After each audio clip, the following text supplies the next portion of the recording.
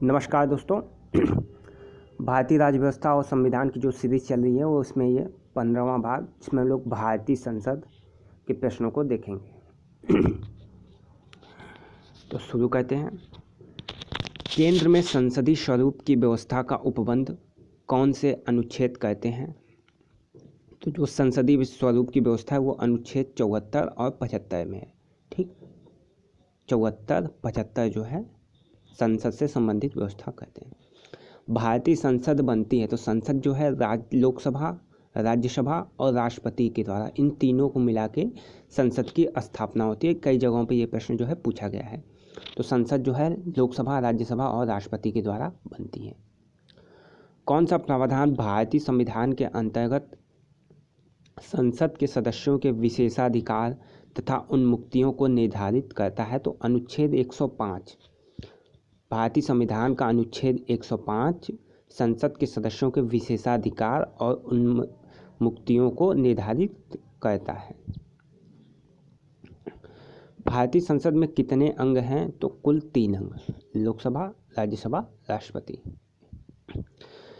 भारतीय संविधान के किस अनुच्छेद में कहा गया है कि संघ के लिए एक संसद होगी जो राष्ट्रपति और 2 सदनों से मिलकर बनेगी?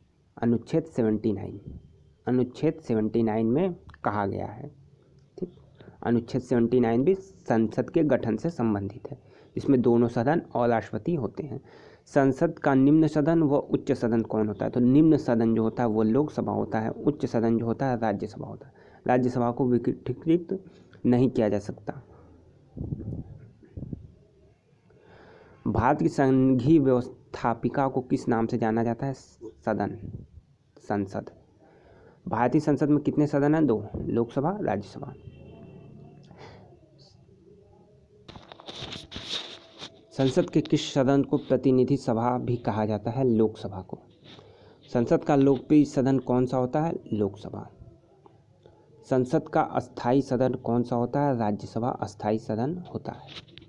संसद को भंग करने के लिए कौन सक्षम है? राष्ट्रपति जो है संसद को भंग कर सकता है। सदन के 2 सत्रों के बीच 6 माह का अंतर नहीं होगा। तो पहला प्रश्न यही है, 2 सत्रों के बीच कितने माह से अधिक का अंतर नहीं होना चाहिए? 6 महीने का। यह किस अनुच्छेद में है? तो 85(1) क, 85(1) क में है। भारतीय संसद के दोनों सदनों की संयुक्त बैठक किस संबंध में होती है? तो केवल साधारण विधेयक पे संयुक्त बैठक हो सकती है, जिसमें राज्यसभा और लोकसभा दोनों के प्रतिनिधि होते हैं। तो ये संयुक्त बैठक है साधारण विधेयक पे। साधारण विधेयक से संबंधित गतिरोध को दूर करने के लिए संसद के दोनों सदनों की संयुक्त बैठक कौन बुलाता है? तो संयुक्त बैठक जो है राष्ट्रपति बुलाता है। लोकसभा व राज्यसभा की संयुक्त बैठक कब होती है? जब लोकसभा और राज्यसभा में मतभेद हो, यानी किसी बिल के साधारण विधेयक पे राज्यसभा और लोकसभा में कोई मतभेद हो, तो उस स्थिति में संयुक्त बैठक होती है जिसे राष्ट्रपति बुलाता है। कौन सा अनुच्छेद संसद को राज्य सूची के विषय में संबंध में विधि बनाने की शक्ति प्रदान करता है? तो अनुच्छेद 249, अनुच्छेद 249, 249 जो है संसद को राज्य सूची के विषय में विधि बनाने की शक्ति प्रदान करता है।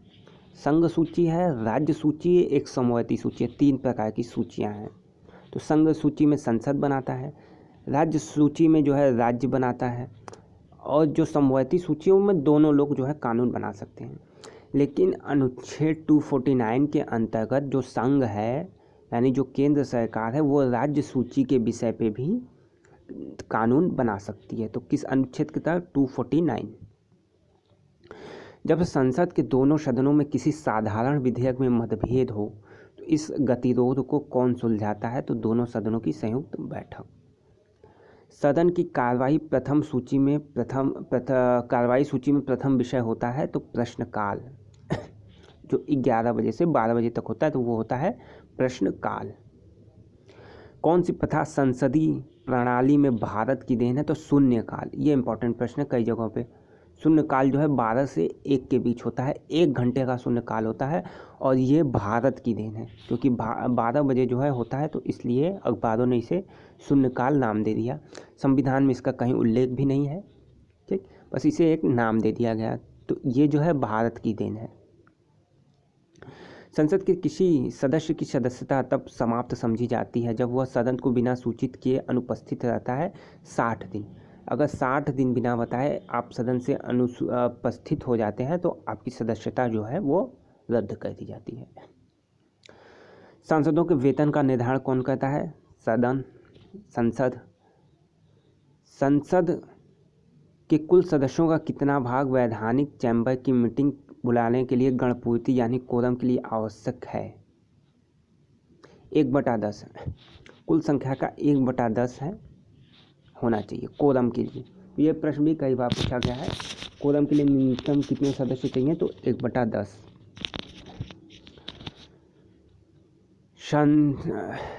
संसदीय प्रणाली वाली सरकार को अन्य किस नाम से जानते हैं? संघीय सरकार। भारतीय राजनीतिक व्यवस्था में कार्यपालिका के अधीन रहकर कार्य करती है, तो कार्यपालिका के अधीन रहकर न्यायपालिका।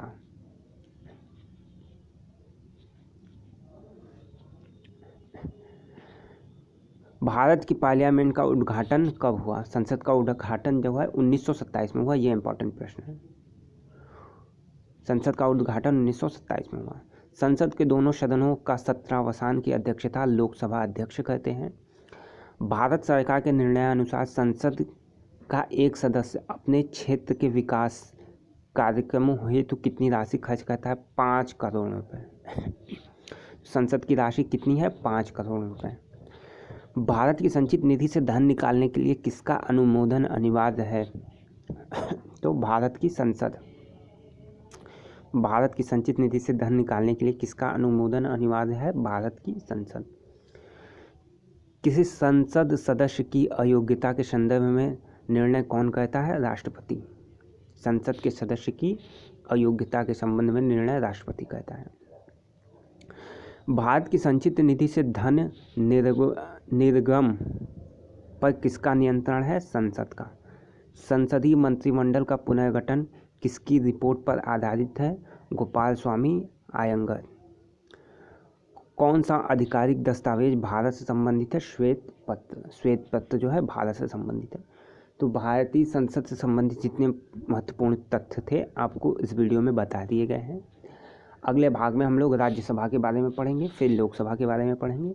तो इस तरीके से करके 30 से 35 वीडियो आपको प्रोवाइड कराई जाएंगी और ये 35 वीडियो आप अगर कर लेते हैं, अच्छे से देख लेते हैं, तो आपके मैक्सिमम 50 से 60% प्रश्न किसी भी परीक्षा में हो जाएंगे जो भारतीय संविधान से आएंगे। तो वीडियो कैसी लगी हो ज़रूर बताएं। वीडियो को लाइक करें, शेयर करें और हमारे चैनल को सब्सक्राइब करें। धन्यवाद।